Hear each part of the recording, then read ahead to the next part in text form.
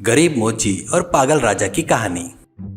दोस्तों, ये कहानी अपन लोग जब चप्पल नहीं पहनते थे तब के जमाने में आई सो कहानी है। ये घटना होने के बाद से ही इंसानों ने चप्पल पहनना शुरू किया था। वो कहानी क्या है अब आप लोग सुनो। बहुत पहले मगध राज्य साम्राज्य पर राजा अशोक सिंह का शासन था।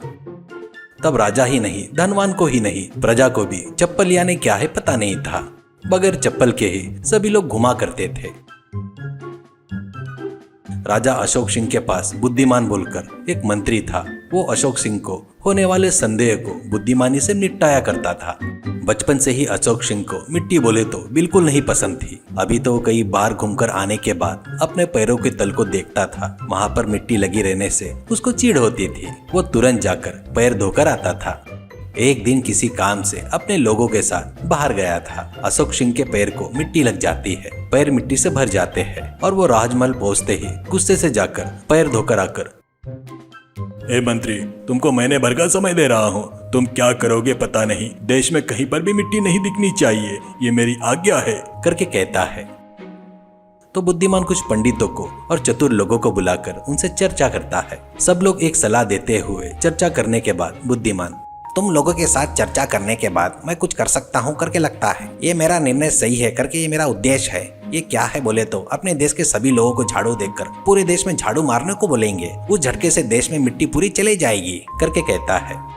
वो बोलता है वैसे ही सैनिक जाकर सभी प्रजा को झाड़ू देते हैं। प्रजा भी अब देश भर झाड़ू लगाना शुरू करते हैं। उतने सारे लोग एक साथ झाड़ू लगाने से एकदम धूल ऊपर उठती है। वो हवा में मिलकर एक दूसरे को नहीं दिख रहे थे, उतनी धूल हो गई थी। लोगों को सांस लेने में तकलीफ होकर परेशान हो रहे थे। वो धूल राजमहल में भी आ जाती है। राजा भी उस धूल भरी हवा से सांस लेने में खांसते हुए तिल मिलाकर परेशान होते हैं और तुरंत राजमंत्री को बुलाकर, क्या है ये धूल कहाँ से आई करके पूछता है। तो मंत्री, मिट्टी को हटाने के लिए मैंने ही लोगों को झाड़ू देकर पूरे देश में झाड़ू मारने को बोला महाराज। ये धूल सब उसी की है करके कहता है। तब राजा, अरे तेरे को दिमाग है क्या? मिट्टी कहीं भी नहीं रहना चाहिए बोले तो पूरे हवा में धूल मिला रहा है क्या? ये फालतू का काम तुरंत बंद करो, रोको, नहीं तो तेरी गर्दन उड़ा दूंगा करके कहता है।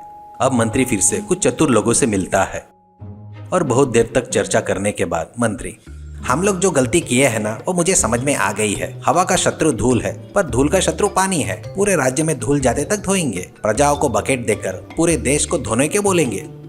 और क्या था, सैनिक जाकर लोगों को बकेट बांटते हैं। लोग उसमें रस्सी बांधकर पानी निकालकर देश भर को धोना शुरू करते हैं। कुछ ही दिनों में कुएं का पानी पूरा सूख जाता है। जमीन पर डाला हुआ पूरा पानी सूख गया। कहीं भी एक बूंद पानी नहीं बचा। प्रजा आकर राजा से पानी नहीं करके फरियाद करते हैं। तब राजा, असल में तुम लोग उतना पानी क्यों निकाल रहे हो, कहाँ डाल रहे हो करके पूछता है। तब एक व्यक्ति, क्या है क्या महाराज, कारण तो पता नहीं पर महामंत्री हमको बकेट देकर वो काम करो ये राजा की आज्ञा करके बोले, इसलिए ऐसा करना पड़ा करके कहते हैं। तब राजा को बहुत गुस्सा आता है। तब वो मंत्री को बुलाकर, अरे छीची, ऐसा पागल और मद्दिमाग वाला मेरा मंत्री बनना मैं कि ये सब पाप है। मिट्टी की समस्या सुलझाओ बोले तो नई समस्या लाकर जान लेने की सोच रहा है क्या? कल इसी समय तक मिट्टी की समस्या का हल नहीं दिखाया तो तेरी जान गई समझ, ऐसा कहता है। इससे मंत्री को मरने का डर सताता है। वो फिर से जाकर कुछ चतुर लोगों से मिलता है। तब एक व्यक्ति, अरे मंत्री जी, देश भर में जहाँ जहाँ मिट्टी है ना वहाँ पर नहीं तो कम से कम इंसान चलते हैं ना, वहाँ जमीन पर चमड़ा बिछाएंगे। वैसे ये तो पैरों को मिट्टी नहीं लगेगी, क्या कहते हो करके कहता है। तब मंत्री, अरे वाह वाह, जबरदस्त, तुम्हारी सोच तो बहुत बढ़िया है। अगले दिन मंत्री डरते डरते राजा के पास आता है और वो, महाराज, मिट्टी की समस्या का एक हल लेकर आया हूँ। देश में इंसान जहाँ जहाँ चलते हैं यानी रास्ते पर चमड़ा बिछाए तो पैरों में मिट्टी नहीं लगेगी ना, ऐसे कहता है। ये विचार राजा को बहुत पसंद आता है। वो, शाबाश, इस बार सही विचार लाया। इतने दिन तेरा दिमाग कहाँ गया था? कल ही देश के सभी चर्मकारों को बुलाओ, ऐसे कहता है। तो सैनिक जाकर, अरे सुनो सुनो सुनो, ध्यान से सुनो, कल देश के सभी चर्मकार आकर राजा से मिलना है, ऐसे महाराज की आज्ञा है, सुनो सुनो सुनो करके ढिंडोरा पीटते हैं। अगले दिन सभी चर्मकार राजा के पास आते हैं। तब राजा, मैं तुम सब लोगों को यहाँ पर क्यों बुलाया बोले तो तुम लोग देश में इंसान जहाँ जहाँ तक चलते हैं उस रास्ते को चमड़े से ढकना है। उसके लिए कितने लाख चमड़े चाहिए और वो काम पूरा करने में कितना समय लगेगा, कितना खर्चा होगा, ये पूरा हिसाब बताओ और कितने दिनों में बना सकते हो ये भी बताओ। ऐसा कहता है तो एक बूढ़ा चर्मकार, अरे महाराज, पहले इंसान जहाँ तक चलते हैं वो रास्ता गिनना होगा, तब कितने चमड़े लगेंगे उसका हिसाब करना होगा, उतने चमड़े जमा होते तक रुकना होगा। ये महीने में 2 दिन में होने वाला काम नहीं है, इसके लिए बहुत समय लगेगा। ऐसा कहता है। तब राजा मंत्री की तरफ गुस्से से देखकर, हट तेरी की, तू कुछ भी सोचता है तो वो ऐसे ही बेकार रहता है रे। पैरे में मिट्टी नहीं लगना ऐसा कुछ सोच बोले तो ऐसे फालतू का विचार बताता है।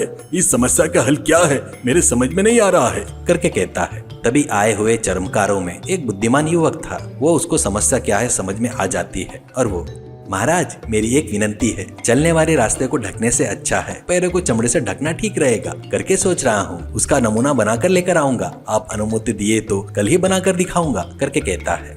राजा उसको अनुमति देते हैं। वो घर जाकर चमड़े से चप्पल तैयार करता है, उसको लेकर आकर महाराज को दिखाता है। महाराज वो पहने बरोबर ही उनके पैरों को वो चिपक जाते हैं।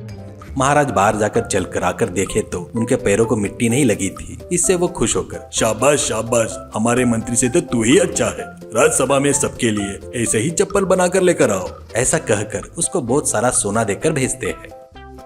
उस दिन से चप्पल सीने वाले चप्पल सिल रहे थे और प्रजा वो पहनकर घूम रहे थे। दोस्तों, ये कहानी कैसी लगी? अच्छी लगी तो एक लाइक करो और इस कहानी को अपने दोस्तों को शेयर करो। वैसे ही हमारे चैनल को सब्सक्राइब तो करना बिल्कुल मत भूलना। धन्यवाद दोस्तों।